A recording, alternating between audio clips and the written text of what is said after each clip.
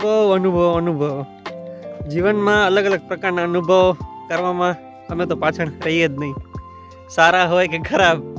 આજે first time એવું થયું કે અમારી ગાડી અધવચ્ચે રસ્તામાં બંધ થઈ ગઈ, તો હવે ફરીથી ટોચન કરીને લઈ જવું પડશે. આસપાસ કોઈ છે નહીં એટલે પછી એક જગ્યાથી ભાઈબંધને કીધું છે, આવે છે છકડો, આવે લઈ આવે, ક્યારે આવે પહોંચે, બસ વેઇટ કરી રહ્યા.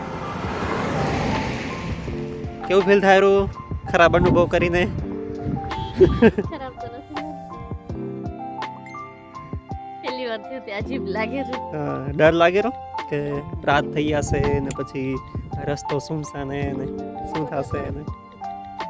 એ તો જયેશભાઈ હે મારા સાડા થાય એ હોય એટલે પછી આસપાસ કાંઈ પણ કામ હોય બધું સંભાળ. ફોન કર્યો છે, બસ આવે છે હવે ઈ. બાકી આજની સાંજ આવી રહી બીજા ગામમાં. વિચારીએ શું ને થાય શું.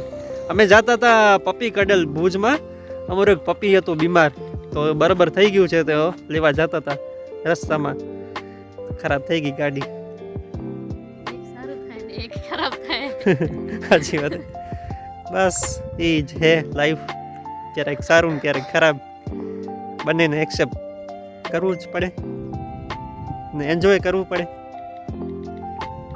લાગે છે ક્યાંક ફરવા આવે હે ને, નવો નવો અનુભવ કરીએ તો ફરવાનું લાગે. જો અહીંયા ઊભા હતા એટલે પેલા ગાડીમાં બેઠા હતા, પછી એક બે જણા હતા ડ્રાઈવર ગાયો આવતા હતા, એવું લાગે કે ગાડીમાં ઠોકી નાખશે એટલે પછી બહાર નીકળી ગયા. એટલે બહાર ઊભા રહી ગયા. હવે ગાડીમાં હવે ક્યાં ભાગીએ, કયો ને ગાડી ચાલુ ના હોય, ગાડી ચાલુ ના હોય એટલે પછી બહાર ઊભા રહી ગયા. પછી અમુક એક બે માણસો હતા, પૂછા પણ કરી ગાડી ઊભી રાખીને કે શું થયું શું નહીં, ને કીધું માહિતી આપી ક્યાં સરખું થશે ક્યાં બરાબર થશે. અમુક સારા માણસો પણ હોય, બે મળે સેની સાઈડમાં થઈ ગયા ગાડી આવે રહી.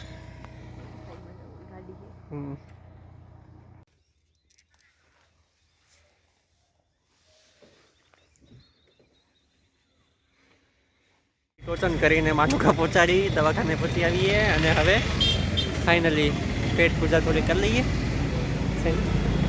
ભૂખ લાગીએ ને